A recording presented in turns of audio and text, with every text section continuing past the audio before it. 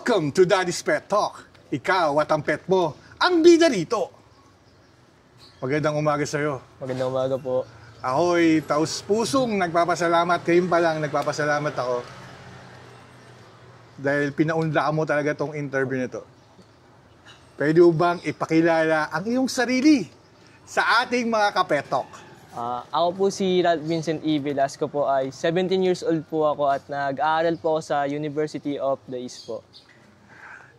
Mga kapetok, kung natatandaan nyo si Ralph, yung sa GCash Eco Fun Run, siya yung first, nag-champion siya doon ha, siya yung talagang unang-una doon. At mamaya ipapakilala natin sa inyong mga kapetok natin kung sino yung dala niya ron. At bakit ako na-inlove sa dalawang to kasi nung nakita ko kasama niya yun, habang tumatakbo siya, nabilib ako. Matulid tong batang to. Matulid din yung kasama niya, mamaya ipapakilala namin sa'yo. Sir, pwede bang ilahad sa ating mga kapetok sino si Ralph, sir? Anong mga hobby ni Ralph? Anong mga pinagagawa ni Ralph ngayon? Ang hobby ko po ay yung sports ko po sa track and field po. Nagko-compete po ako in UAAP po, tsaka sa mga national open, tsaka po sa Patapa Weekly Relays po. Naging scholar po ako sa UE po dahil po sa sports ko pong track and field po. Ako po ay sprinter po at decathlon. Yung decathlon po ay yung 10 events po siya. Nag-fourth place po ako sa UAAP and nag-bronze medalist po ako sa 4x1 po sa UAAP nung ginanap po sa Kapas Tarlac po. Grabe ah. Ralph, pwede ka rin ba namin makita sa mga tulad ng mga decathlon sa Cebu, yung mga ganun? Pag in the future, pwede ka sumali sa mga ganun pag may mga chance? Pwede naman po. Ganda doon, di ba? Yung doon talaga ginaganap yung ano eh. Siyempre, si Daddy Wax ay taga University of the East. Batch 1997 tayo ron. Nung nalaman ko itong taga-UE pa si Ralph, nung nakita ko talaga sila, habang tumatakbo, alam mo yung parang may mga duksong-dugo, ay puta, parang okay to na pwedeng makausap. Parang taga-UE rin, kaya napakadali at humingi ako kagad ng interview kay Ralph. Ralph, mahirap ba mag-training? Lalo na, scholar ka ng University of the East. Para sa akin po mahirap po kasi nasa Manila po ako at malayo po ako sa pamilya ko po at mahirap din po yung pagte-training po namin kasi dapat po magpursigi ka, magsipag po at marami din pong ilang beses na rin po akong masakit po yung katawan, yun po. Talagang ganun talaga, no? Siyempre ako nangarap na maging basketball player kaya siyempre medyo malitan tayo ng konti. Kaya di ko na lang tinuloy. Talagang alam natin, nakahirap ng training niya. Lalo na, try out pa nga lang. Yeah, bubugbugin ka na, Ralph eh. Ralph, nung bata ka, mahilig ka ba talaga sa mga pets? Opo. Nung bata po ako, may niregalo po sa akin po yung mama ko po na ang pangalan po si Richie po. Yun po, minahal ko po siyang aso po. Tapos suddenly po namatay po siya. Yes, iyak po ako ng iyak po. Mga ilang taong ka nito? Mga po ako siguro ng mga 3 years old po. 3 years old? Ako, bata ka pa lang talaga. Opo, mahilig na po talaga ako. Pet lover ka. Yes po. Ito sana, sa mga nanonood ng pet community, na kasi tumutulong tayo sa mga pet community, mayroon tayong shop about sa pet store, pet shop. Mura mga binibenta natin mga food, cat litter, ang grooming, ang hotel, kasi gusto ko makatulong sa pet community. Dahil hindi biro talaga ang magkaroon ng ng mga pets kasi magastos talaga eh. Ralph, after nun, ano naman ang sumunod mong pet? Yung mga aspin po. As yung katulad po si Mia po na dumating po siya sa akin nung niregalo po siya sa akin ng mama ko po nung birthday ko po. Yun, si Mia. Okay, papakilala namin mamaya si Mia. Siyempre, mamaya na namin papakita si Mia. Para makita natin yung background ni Ralph. Kasi alam ko itong batang to scholar. Hindi biro-biro mga scholar. Talagang dugot, pawis talagang labanan, sakit ng katawan, mga kapetok. Kasi itong batang to, pet lover talaga to eh. Talagang nagtitrain siya ng kasama niyang tumakbo rin ng mga pet. Kaya napaka-solid itong batang to. Ralph, nung nakita mo na si Mia, ilang buwan siya napunta sa'yo? Nung nung niregalo po sa akin ng mama ko po si Mia, ano po, tuta pa lang po siya. Nung nag-jogging po ako palagi, sa araw-araw po sa umaga, sumasama po si Mia. As yun, palagi ko na po siyang sinasama po at nakita ko po siya ng potential na pwede po pala siyang sumali sa mga fun run po. Kaya nung nakaraan po, may fun run po ng mga aso, sumali po kami. Yun, nag-first place po kami. Kaya nakita ko po siya na may ano po siya, may Potential potential talaga. po talaga. Na nahawa na sa'yo. Opo. Pa-idol ka ni Mia, Ralph. Ralph, medyo malayo ang lugar nyo or house nyo to UE Manila. Diba, nag-commute ka. Opo. Kaya mas pinili mo mag-dorm, no? Opo, nag-dorm. Dahil malayo talaga. At matraffic tong lugar na ito. Opo. Kasi si Ralph, sa bandang Cainta sila, dadaanan nila talagang grabe, Ortigas Extension. Opo. Talagang, Ralph, pwede ba nating ipakilala ang sige yung kabady-body na Opo. si Mia? Siyempre, makikilala nyo na po ang Mia ni Ralph na talagang kabady-body niya sa mga fun run.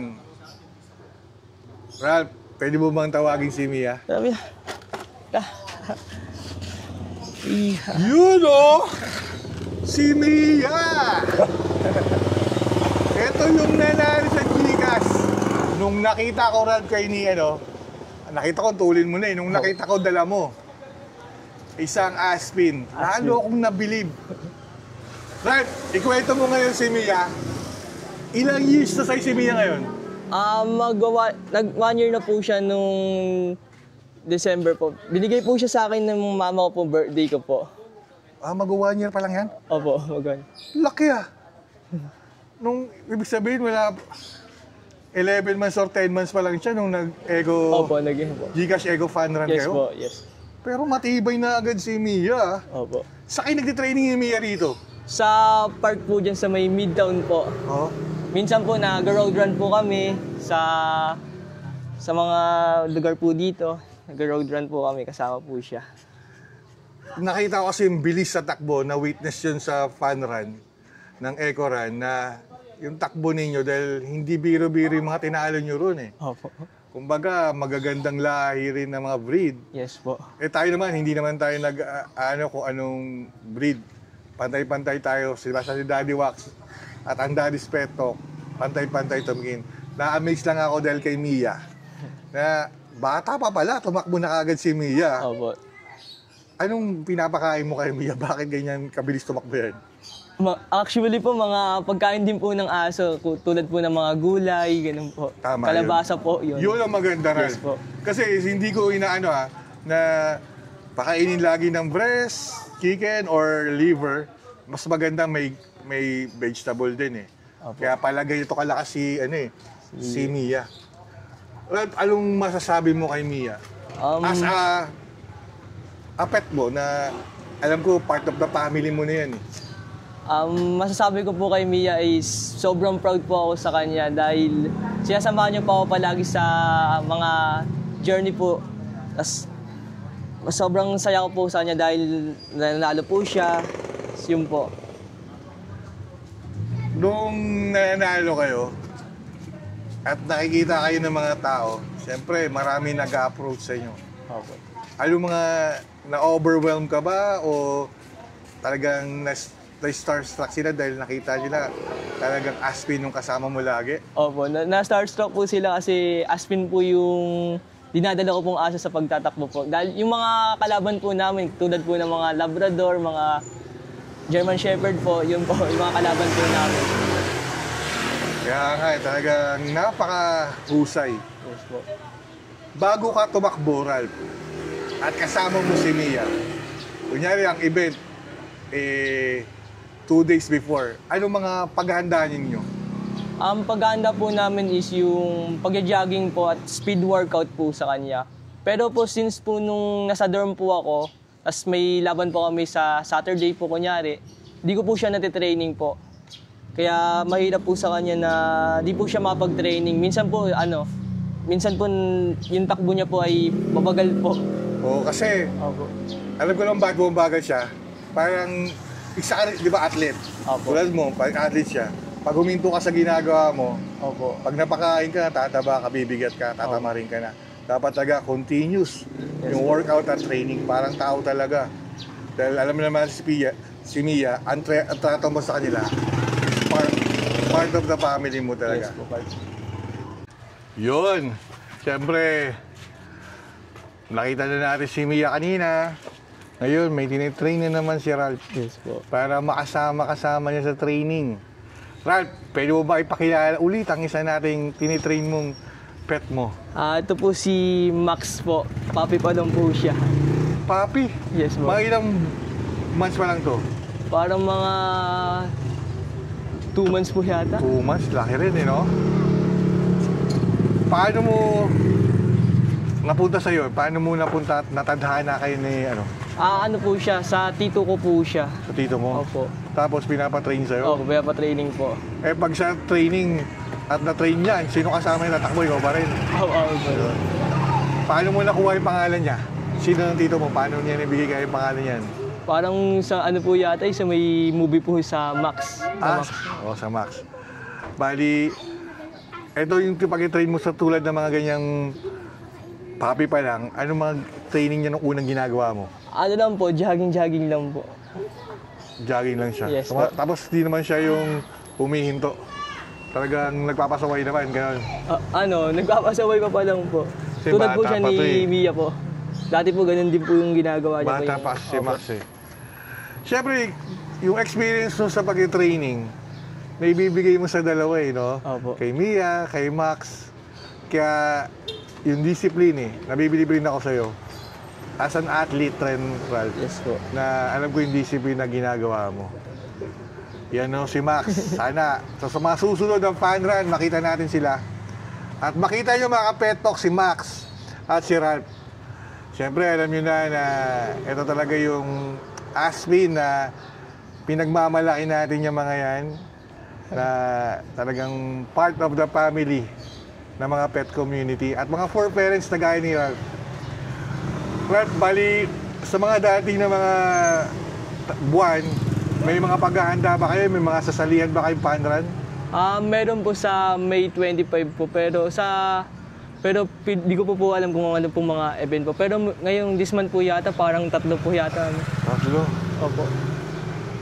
Yung tagang sana, lagi ko yung makita, pupuntahan ko kayo. At syempre, lagi nakasuporta sa inyo si Daddy, Yes po. Daddy Wax, Thank ng you po. Daddy's Pet. Maraming salamat sa iyo, Ralph. Dahil pinaunlakan mo tong interview na to na syempre, kumbaga, warriors tayo eh. Nakita ko kung paano ka lumaban. At alam ko yung mga pinagdadaanan mo na hindi biro talaga yung training, yung malayo sa pamilya, di ba? Yes po. Ralph, dito, mayroon akong ibibigay sa'yo na nakalimutan ko, hindi pala ata nabigyan kasi nung sa Gcash yun, ng Echo Run kasi nagmamadali ka eh. Yes po. Dami na na-escort sa'yo doon, nadadaling ka na doon sa stage eh. Opo. Ulitin ko, si Ralph yung sa Echo Run, panoorin niyo po yun. Kung gaano kabilis sila tumakbo ni Mia.